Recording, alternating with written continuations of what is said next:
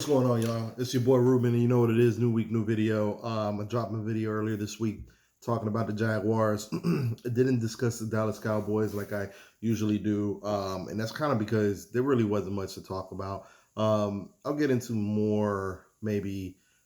I want to do a video kind of discussing the world's hatred of the Dallas Cowboys and how it kind of makes for dumb and ignorant kind of takes that kind of take place.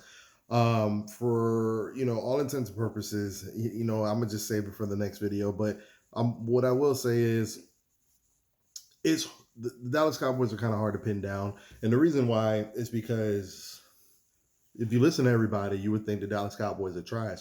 Yet they are the second seed in the NFC.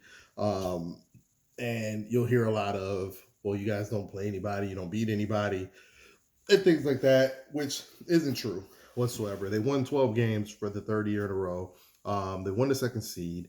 And what I never hear mentioned is Philadelphia plays about 90% of the same schedule as the Dallas Cowboys, but you never hear that rhetoric when it's talking about them.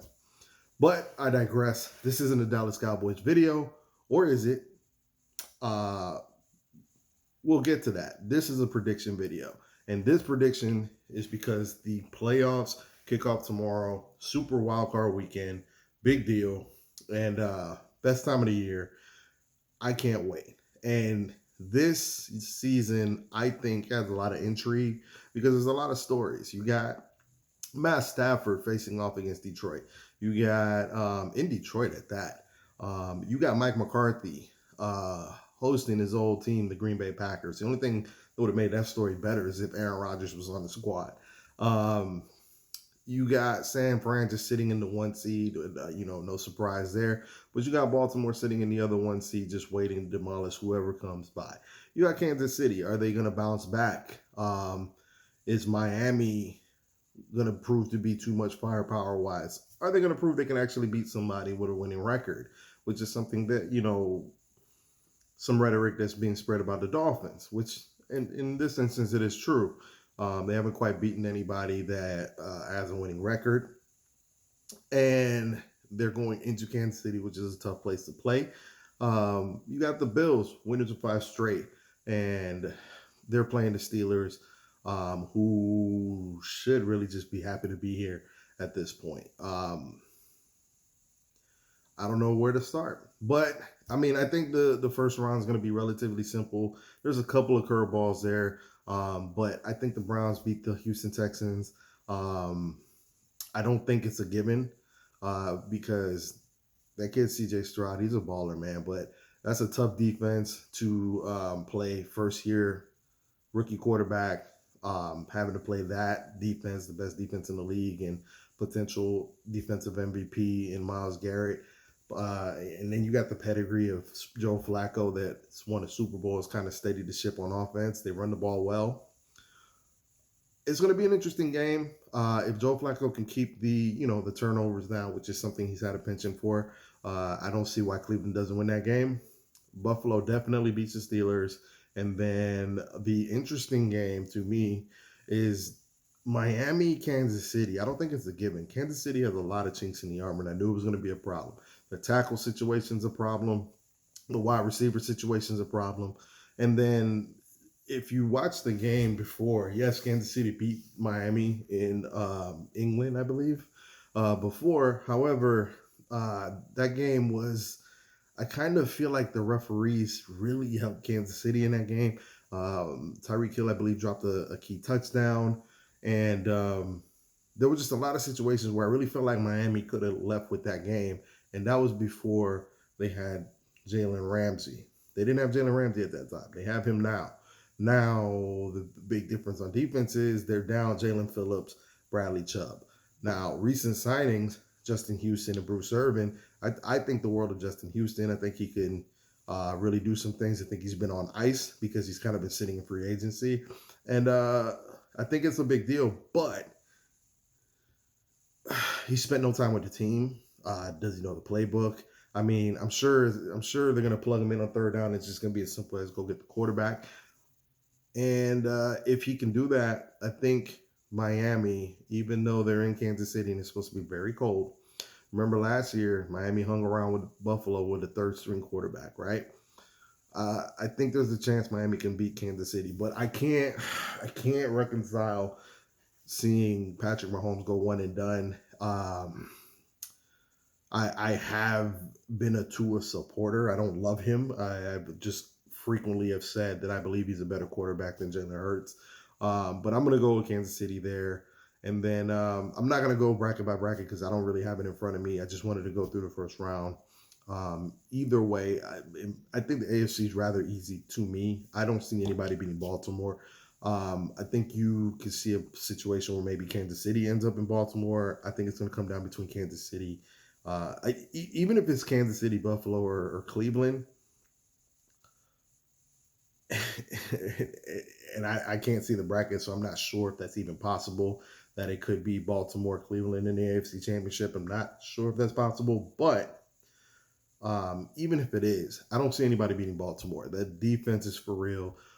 They have too many weapons on offense. I know a lot's been made about Lamar Jackson's stats because he's not exactly lighting it up. But what you see when you watch them plays, it's one person or another. They always make the timely plays.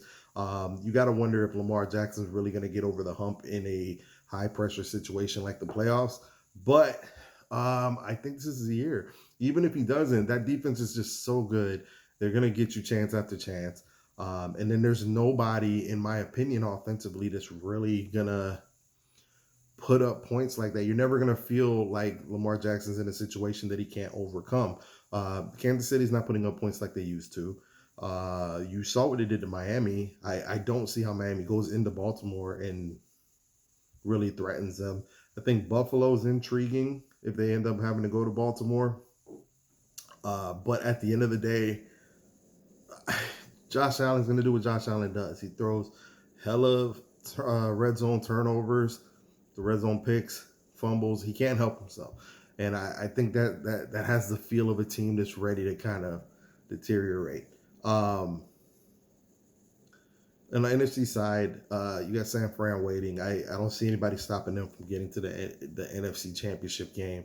And then, with that being said, I don't see anybody stopping the Dallas Cowboys from getting to meeting them in the NFC Championship game.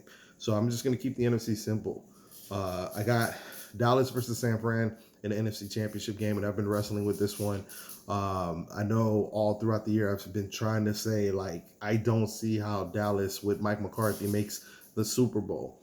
But I will say this. And if you've been watching my videos, then you know how I've been feeling about Dak Prescott lately. Now, the weaknesses are still the weaknesses in terms of San Fran was the only team I feared in all 3 years, the last 3 years, right? And that's because we're not great at stopping the run. They're great at running the ball. They're great behind the line of scrimmage. We're more of a let's get ahead, pin our ears back, sack the quarterback type of team. What I think a lot of people seem to forget or whatever, and this is goes into how I feel like the hatred of the Cowboys fuels people's mentality on it, and you don't think clearly. Last year we were within a touchdown. In fact, the last 2 years, the Cowboys had an opportunity to either tie or win the game at the end of the game. You just don't remember because both games ended hilariously bad in terms of what the final play was. One was Dak Prescott not being able to slide on time and get the next play off so they even have a shot. And then the next year was, I don't know what the hell it was with Zeke playing center and getting blown up. But both games, Dallas Cowboys had an opportunity. And people forget how close those games were. They did get blown out this year. However, if you track the Cowboys, they changed a lot after that game. Um, their ability to pass has gotten significantly better. I think Dak Prescott has gotten significantly better this year. I think a lot can be attributed to they're not quite as predictable as they were when Kellen Moore was here. I think they're using CeeDee Lamb in a lot more intricate ways than they have in the past. We're not, When we played the San Francisco 49ers, we played them very vanilla. We tried to run right at them. There was not a lot of motion, and a lot of that has changed. And then the biggest change to me is Dak Prescott is played with a fearlessness. And I talked about in that San Fran game, we got punked, and I felt like Dak Prescott actually looked scared, which is why I was halfway out the door on Dak. But since then, I think he's been letting it rip. I think he's been playing with confidence. He's not perfect. He's gonna, overthrow some throws here and there. That's not ever anything I've ever expected from him, because I felt like this team is so talented. We can put the points up. And I'm not going to lie to y'all, there's not really a legitimate reason for me to pick the Cowboys over the San Francisco 49ers, other than it is the third time in a row in the playoffs. Fourth game in a row, if you really want to think about it, if you want to count the regular season. It's hard to beat a team multiple times. We know them, and I think this Niners team, while a lot of people might not think so, I think this Niners team is weaker than the Niners teams in the past. And what I mean by that is I've always thought the heart and soul of that team was the defense. Well, now they become more of an offensive team, and people haven't been quite paying attention to what's been going on with that defense. If you can get the time, and that's a big if, I know it's a big ask, with Nick Bosa and those boys pass rushing, they can be beat over the top. They can be beat over the top. They can be beat over the top. And I just have this feeling that with our familiarity, with the changes we've made since that game, because I don't believe this is the same team, I just have that feeling that we're going to be able to make the big play here and there.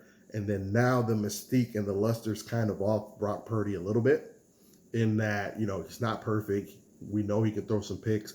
If we can get him to make a mistake, I think he can get in his own head. The moment might get too big for him. If we can get the lead and play ahead of our skis, and another big move, they've been playing Micah at middle linebacker more on the rundowns, which I couldn't agree more with. I know that we want him rushing the passer at all times, but we need our best players doing the things we need the most now. And if it calls for it, hey, we got to get control of the run. I love the fact that he's playing middle linebacker on first and second down, and then rushing off the edge on obvious pass rushing situations. Great move by Dan Quinn. I think these little moves here will get us through a hard-fought NFC Championship game to go meet the Baltimore Ravens. I'm not going to discuss who wins because it's a long playoff. It's a month long, basically 3-4 weeks long, and we gotta, a lot happens in that time frame. Got to see how players look, how teams look, and I'll give my prediction on who I think the champion will be at that time. So I got Cowboys Ravens. Let me know what y'all think. Put your comments down below. And what's going to be even greater is I'm sure everybody's going to, vote for Lamar Jackson for the MVP. It's going to be a great storyline, okay, to see whether Lamar Jackson validates it or if Dak Prescott can really finally flick the world off and make people feel stupid. We'll see. All right, comment down below. I'll be looking forward to it. Let me know who you guys think and what do you think of my prediction, all right? Peace out, y'all.